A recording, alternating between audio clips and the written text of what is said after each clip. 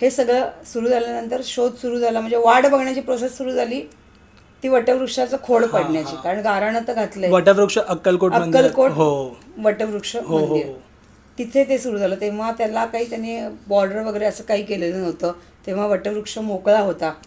आणि तिथे म्हणजे ज्यांना इच्छा आहे किंवा ज्यांना पुढे जाऊन महाराजांच्या वेगळीच प्रकारची सेवा करायची ते तिथे कधी गारणं घालत होते असं मला कळलं होतं. तर ते गारणं इतरांच्या सेवेसाठी मला घालायचं नव्हतं, ते फक्त माझ्यासाठी मला हवं होतं. कारण महाराज ज्या प्रश्नातनं मला सोडवत होते, माझ्या अडचणीतनं मला बाहेर काढत होते, आणि त्यानंतर ते काही आदेश होते. याचा अर्थ काय, तर पुढचा मार्ग मला महाराजांनी रिकामा केलाय की आता माझ्या सेवेमध्ये तुला आयुष्यात पुढे राहायचंय. म्हणून त्या पादुका मला अपेक्षित होत्या, खडावा अपेक्षित होत्या. बराच काय त्या पडलं नाही, तेही लाकूड नाही पडलं. म्हणजे आता म्हणलं आता काहीच घडणार नाही. पण या सगळ्या मधल्या कालावधीमध्ये ज्याला महाराजांचा म्हणतात आवाज, तर तो आवाज म्हणजे शब्दशः आवाज येत नाही, जसे आपल्या एकमेकांना आवाज येतात ना. आता महाराजांचा आवाज कोण सिद्ध करणार की हा आवाज महाराजांचाच आहे. करेक्ट. पण जोपर्यंत एखादी गोष्ट परिपूर्ण होत नाही, त्यांनी सांगितलेली म्हणजे त्यांनी तुमच्या मनात जे भाव निर्माण केलेत ती जोपर्यंत परिपूर्ण होत नाही तोपर्यंत ते ती केल्याशिवाय थांबत नाहीत. म्हणजे ह्याला तुम्ही का आवाज म्हणू शकता महाराजांचा. कारण ते करण्यासाठी ते तुम्हाला फॉलो करत राहतात की हे झालं का, हे केलं का, आणि आपण पुढे पुढे पुढे पुढे सरकत राहतो. तर तसंच ते महाराजांचं पादुकांचं झालं, खडावांचं झालं. आणि मग त्यांनी त्या लाकूड पडलं ते वटवृक्षाचं. तिथले एक शिपाई दादा होते, त्यांनी त्याच्या खडावा तयार केल्या. नंतर त्या समाधी मठात गेल्या आणि माझ्या सुदैवाने ती महाशिवरात्र होती जेव्हा त्या तयार झाल्या. आणि त्या लघुरुद्र झालं त्याच्यावरती दिवसभर. भारतातले सगळे जे गुरु येतात लघुरुद्र करायला महाशिवरात्रीला अक्कलकोटला, त्यांच्या सगळ्यांच्या हातून ते लघुरुद्र झालं आणि त्या ज्वलंत अवस्थेत आल्यासारख्या झाल्या. म्हणजे खडावा ते लाकडी असतात त्याच रंगाच्या त्या होत्या, पण त्याचा प्रभाव आज इतका मोठा आहे की त्या खडावा असाला आवरण केलेलं चांदीचं. पण ते आवरण उघडलं, ते क्वचितच उघडलं जातं. सगळ्यांना रोज त्याचं दर्शन नसतं. प्रगट दिन आहे, पुण्यतिथी, गुरु पौर्णिमा अशा दिवशीच ते दर्शन घेतलं जातं, ऑटोमॅटिक हे होतं. पण ज्या ठिकाणी महाराज सांगतात की माझ्या या पादुका या घरामध्ये तू घेऊन जा, त्या घरामध्ये मी त्या घेऊन जाते आणि त्याचा अभिषेक त्या व्यक्तींकडनं करून पण घेते. आणि जेव्हा आम्ही ते खडावाचं म्हणजे आवरण उघडतो तेव्हा चंदनाचा वास पूर्ण घरभर येतो. हा जो प्रभाव महाराजांनी केला आणि तो आल्यावरती आपोआपच एक आनंद त्या कुटुंबामध्ये निर्माण होतो. आणि हे कार्य महाराज कधी करायला सांगतात, प्रगट दिनाच्या 1 महिनाभर आधी, की तुला किती घरांमध्ये जाऊन या पादुका घेऊन जायच्या, याचा आकडा पण महाराज निश्चित करतात. मागच्या वर्षी 13 आकडा दिला होता त्यांनी मला की 13 घरामध्ये जायचं. यावर्षी मला 31 आकडा दिला होता त्यांनी. या पादुका 31 घरांमध्ये घेऊन जायच्या. 31च का, तर दत्त संप्रदायात 31 पादुकांना खूप महत्व आहे. तेव्हा तो 31 आकडा. पण गंमत अशी झाली की महाराजांनी 31 करता करता 36 ठिकाणी त्या पादुका नेल्या. आणि पुढची जी ठिकाणं होती ही मोठी मोठी कार्यालय होती की जिथे जाऊन त्या पादुकांचं दर्शन तर लोकांनीच घेतलं. आणि त्यामध्ये जवळजवळ 1.5 ते 2 तास मला महाराजांनी त्यांच्या लीलांविषयी सांगायला लावलं की मी काय आहे सांग.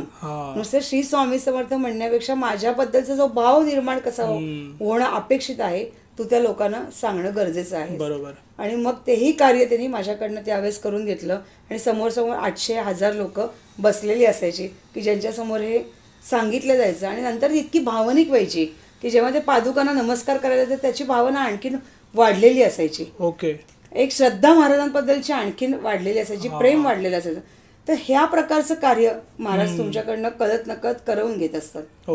मग त्या पादुका जेव्हा आपल्या स्वामींच्या घरी आल्या त्याच्यानंतर मग हळूहळू हळूहळू अजून काही उपासनांना सुरुवात झाली. म्हणजे जसं मी मगाशी म्हटलं की गुरुचरित्र पारायण आहे, गुरु लीलामृताचं पारायण आहे, की काही वेळेस की त्या पारायणाचं एक अट्रॅक्शन निर्माण होतं की आपण हे केलं पाहिजे, हे छान वाटतंय. किंवा वरती पोथीचं चित्र बघितलं तरी असं हा किती छान आहे, आतमध्ये कधी वाचतोय असं होतंय. आता त्याला त्याचे पण ते नियम आहे, ते सकाळी 3लाच त्यांनी केलं पाहिजे, एकभुक्त राहिलं पाहिजे, एकाच वेळेस खायला पाहिजे. आता गुरु लीला चरित्रामध्ये ते लिहिलंय कान उघडा ठेवूनच एका उजव्या हाताचा कानाच बाजू ती उघडी ठेवायची आणि झोपायचं, खालच्या चटईवर झोपायचं. मग ते झोपल्यानंतर तुम्हाला तुमच्या गुरुचा आवाज येतो आणि तो मार्गदर्शन करतो.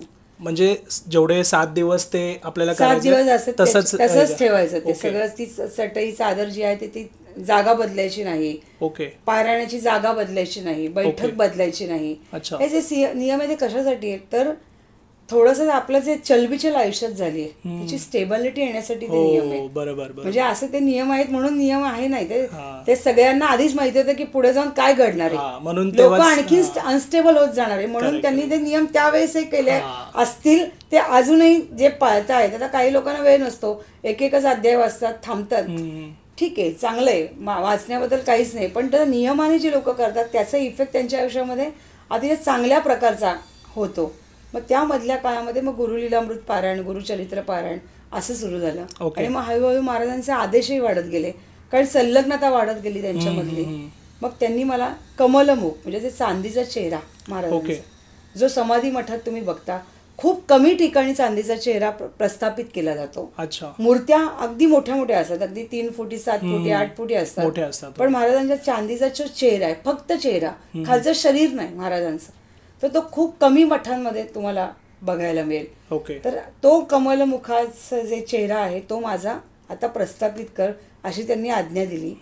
आणि त्यानंतर परत त्या कमलमुखाचा शोध हा आमच्याकडनं सुरू झाला, पण महाराजांनी तीही व्यक्ती समोर आणून उभी केली की ज्यांनी ते कमलमुख अर्पण केलं महाराजांना.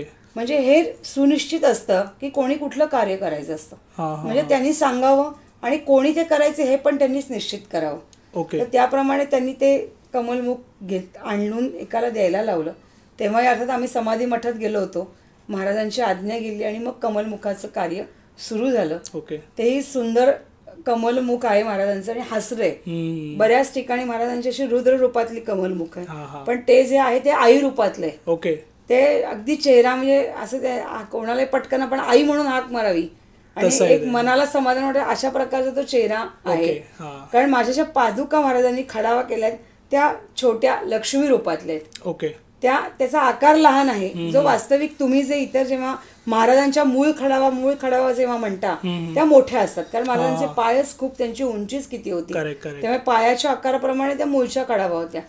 मग जेव्हा असं छोट्या खडावा आल्या तर आपल्याला एक क्षणभर असं वाटतं की अरे छोटूशा खडाव्या आहेत, काय करायचं.